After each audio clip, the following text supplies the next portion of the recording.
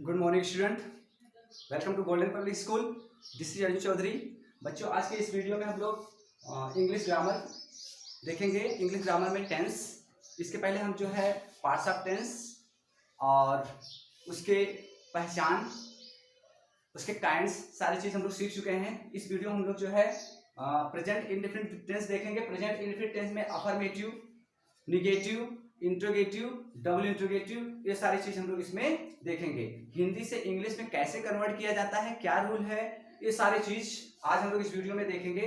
अगर आपको present indefinite tense समझ में नहीं आता तो अगर आप जो है इस वीडियो को अगर देखते हैं तो निश्चित रूप से आपको समझ में आ जाएगा। ओके, चलो देखते हैं कि क्या क्या जो है रूल है, कैसे हम लोग इसे ट्रांसलेट करेंगे। ओके, स्टार्ट करते हैं। सबसे पहले subject English grammar, tense. Tense में टॉपिक है present indefinite tense. Present indefinite tense का पहचान क्या होता है, पहले ये देखेंगे। प्रेजेंट इंडेफिनिट टेंस का पहचान होता है जिन हिंदी वाक्यों के अंत में ता है, ती है, ते है, तो है, ऐसा वर्ड अगर कोई आता है तो समझ जाओ प्रेजेंट इंडेफिनिट टेंस है। अगर कोई टेंस अगर आपको हिंदी में सेंटेंस बोलता है, कोई वाक्य बोलता है और ट्रांसलेट करने के लिए, तो सबसे पहले आप उसके पीछे देखो कि उसके लास्ट में कौन सा वर्ड आया है। अगर उसके लास्ट में ता है, ती है, तो है, ते है, अगर ऐसा वर्ड आता है तो प्रेजेंट इंडेफिनिट टेंस है। लेकिन अदरवाइज इसके अलावा दूसरा कोई वर्ड अगर आ गया तो प्रेजेंट इंडेफिनिट टेंस नहीं होगा। तो आज हम लोग क्या देखेंगे, प्रेजेंट इंडेफिनिट टेंस देखेंगे जिसके अंत में ता है, ती है, ते है, तो है, ऐसा वर्ड आएगा, उसे हम कैसे ट्रांसलेट करेंगे और वह जो है प्रेजेंट इंडेफिनिट टेंस ही होगा। ओके, उसको हम लोग ट्रांसलेट करना सीखेंगे। सबसे पहले आता है affirmative sentence. Affirmative sentence, affirmative sentence में जैसे देखो एक वाक्य हमने लिखा है यहाँ पे, ये वाले वाक्य हैं। अफर्मेटिव सेंटेंस को हम लोग हिंदी बोलते हैं साधारण वाक्य। क्या बोलते हैं? साधारण वाक्य। अब इसका रूल क्या है, सबसे पहले हम सब्जेक्ट लिखते हैं, उसके बाद वर्ब लिखते हैं, वर्ब का फर्स्ट फॉर्म इसमें लगेगा, वर्ब के फर्स्ट फॉर्म में एस या यस लगेगा, उसके बाद ऑब्जेक्ट लगेगा। ओके, जैसे यहाँ पे देखो एक दिया है, शीला खाना पकाती है।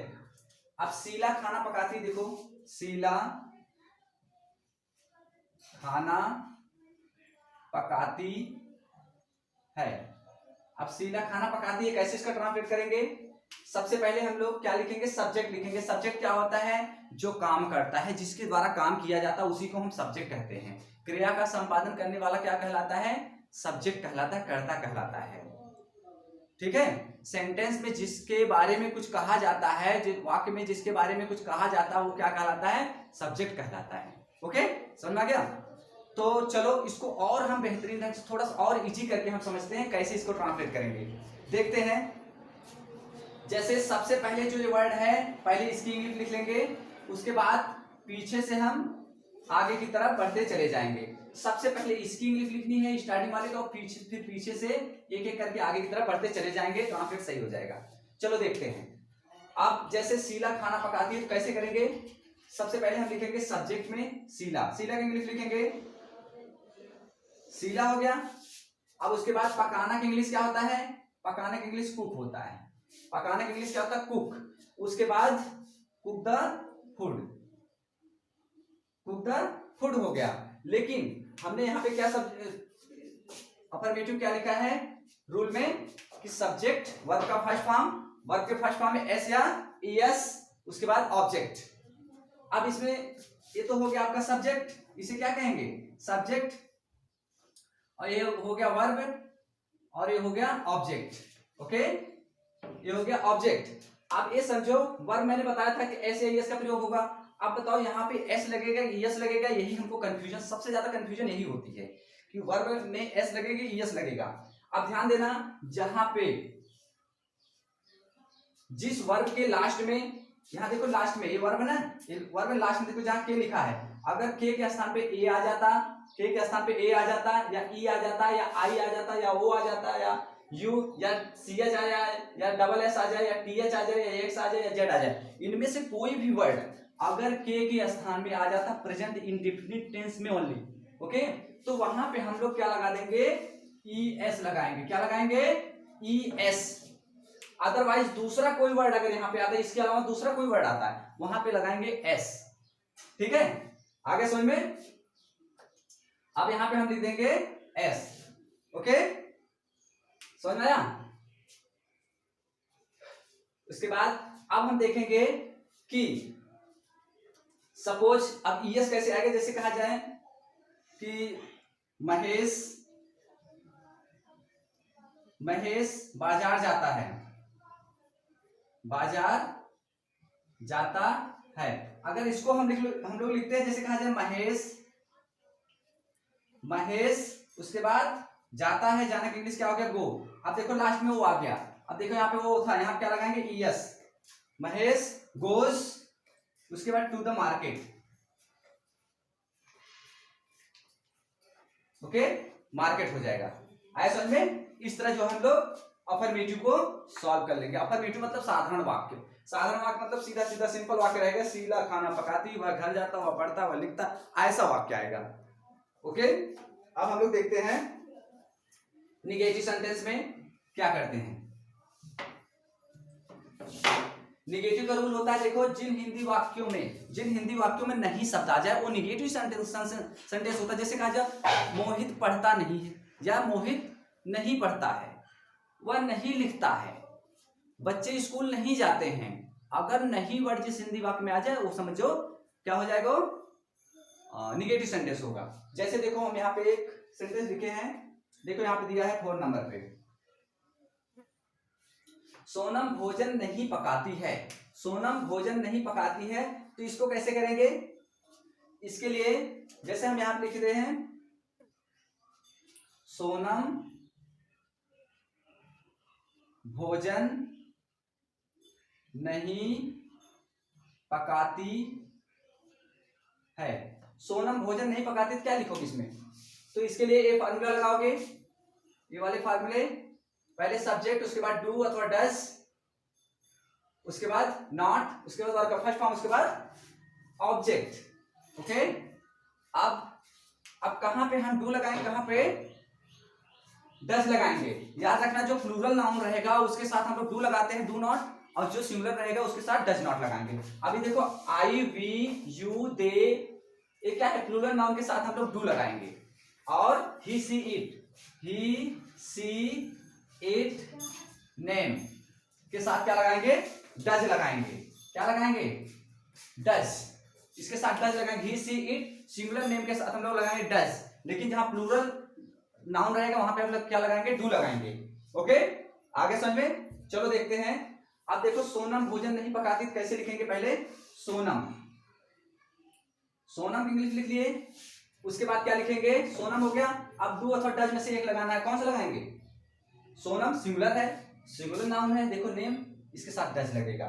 ये दोनों में से एक ही तो लगाना हमको, ये दोनों में से, तो हम क्या लगाएंगे, डज, यानी कि नाम के साथ सिंगुलर नाम रहेगा डज, उसके बाद नॉट,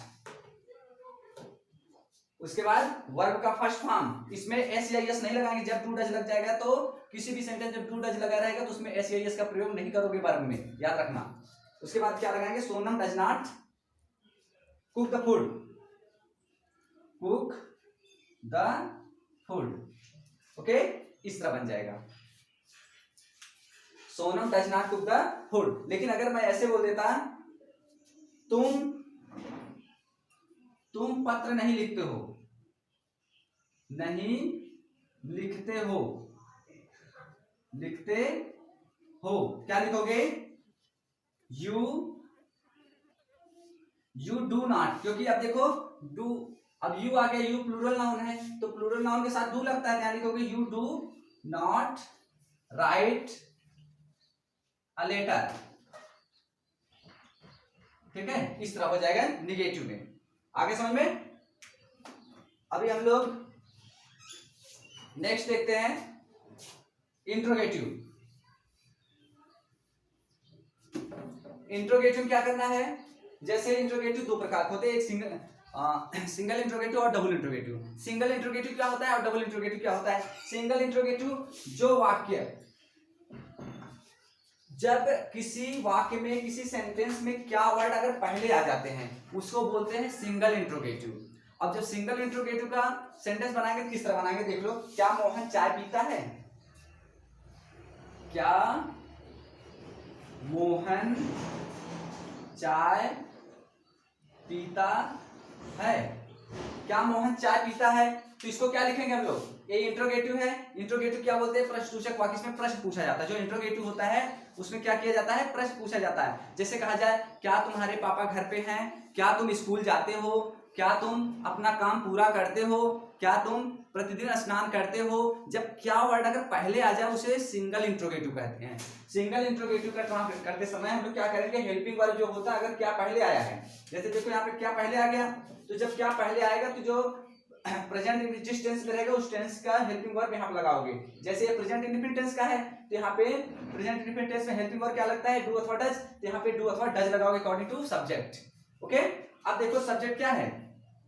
मोहन है, तो मोहन के अनुसार क्या लगाएंगे? डू लगाएंगे, डज लगाएंगे? डज लगाएंगे, तो यहाँ पे लिखेंगे डज। डज, उसके बाद सब्जेक्ट लिखेंगे डज मोहन, डज मोहन। उसके बाद चाय पीने की इंग्लिश क्या होता है? Does Mohan take tea, take tea, does Mohan take tea. अब देखो यहाँ पे क्या हो गया? हेल्पिंग, अगर क्या आएगा तो हेल्पिंग वर्ब लगाओगे, हेल्पिंग वर्ब से स्टार्ट करोगे, उसके बाद सब्जेक्ट लिखोगे, फिर वर्ब का फर्स्ट फॉर्म लगाओगे, उसके बाद ऑब्जेक्ट। मैंने अभी बताया था जब डू डज लग जाएगा तो वर्ब में एस एस का प्रयोग नहीं करेंगे प्रेजेंट इंडेफिनिट टेंस पे। लेकिन अगर इसी का निगेटिव सेंटेंस होता तो कैसे बनाओगे? तो निगेटिव के लिए क्या कर दोगे? इसमें जैसे क्या कहा, ऐसे आ जाए क्या मोहन चाय नहीं पीता, क्या मोहन चाय नहीं पीता। अगर ऐसे आ जाता तो क्या मोहन चाय नहीं पीता, तो उसके लिए हम केवल सब्जेक्ट के बाद नॉट लगा देंगे। ठीक है, लिखोगे does Mohan not take tea, does Mohan not take tea. Okay, समझ में आ गया? जैसे और अगर डबल इंट्रोगेटिव रहता, देखो डबल इंट्रोगेटिव में जैसे दिया है पवन क्यों स्कूल नहीं जाता है। अगर डबल इंट्रोगेटिव क्या होता है? जो ये क्वेश्चन वर्ड होता है, क्वेश्चन वर्ड क्या, क्यों, कब, कैसे, कहां, ये सब वर्ड जो है सब्जेक्ट यानी सब्जेक्ट के बाद कहीं पे भी आ जाए, बीच में आता है, सब्जेक्ट के बाद आता है। अगर सब्जेक्ट के बाद क्या, क्यों, कब, कैसे ऐसा वर्ड अगर आता है तो डबल इंट्रोगेटिव होता है। डबल इंट्रोगेटिव के लिए ये वाले फार्मूले लगाओगे। ठीक है, डबल इंट्रोगेटिव में क्वेश्चन वर्ड का इंग्लिश पहले लिखेंगे। जैसे देखो यहाँ पे दिया है कि पवन क्यों स्कूल नहीं जाता है, तो सबसे पहले यहाँ पे क्या लिखोगे? WH फैमिली वाले हैं तो WH में क्यों की इंग्लिश क्या होता है? सबसे पहले क्यों की इंग्लिश हम लिखेंगे। सबसे पहले क्यों की इंग्लिश लिखोगे, देखो यहाँ पे क्यों की इंग्लिश लिख दिए वाई, उसके बाद डू अथवा डज लगाओगे, क्यों के बाद डू अथवा डज लगाओगे। अब देखो पवन सिंगुलर नाउन है तो सिंगुलर के साथ क्या लगाते हो? डज लगाते हो, यहाँ डज हो गया। ओके, अब उसके बाद क्या लगाओगे? वाई डज, उसके बाद Pawan, why does Pawan, why does Pawan. पहले इसका हम लोग अफर्मेटिव देखेंगे। पवन क्यों स्कूल जाता है, पहले इसको लिखोगे। Pawan, why does Pawan go to school, go to school. ठीक है, ये अफर्मेटिव सेंटेंस में हो गया, क्योंकि इसमें वर्ब में एस प्रयोग नहीं लगा है, क्योंकि यहाँ पे डू अथवा डज का प्रयोग हो गया है, डज का हुआ है, इसलिए उसमें एस का प्रयोग नहीं होगा। केवल अफर्मेटिव में एस का प्रयोग करोगे, बाकी किसी में नहीं करना है, और वो भी प्रेजेंट इंडेफिनिट टेंस में। ठीक है, दूसरा देखते हैं। अगर इसी का निगेटिव जैसे ये है पवन स्कूल क्यों नहीं जाता, इसका कैसे लिखेंगे? Why does Pawan not go to school, question mark, और क्वेश्चन मार्क जरूर लगाना, नहीं तो गलत हो जाएगा। Okay, why does Pawan not go to school. Okay, आपको इस तरह जो है प्रेजेंट इंडेफिनिट टेंस को हिंदी से इंग्लिश में ट्रांसलेट करोगे। अगर कोई भी प्रॉब्लम हो तो हमारे कमेंट बॉक्स में जरूर देना, और हम उसका समाधान जरूर करेंगे। ओके, और अगर आपको ये हमारा वीडियो पसंद आया हो तो लाइक और सब्सक्राइब जरूर करना, और खुद सीखो और दूसरों को भी सिखाओ, शेयर करो, कमेंट करो, दूसरों को भी बताओ। ओके, ठीक, ओके, धन्यवाद।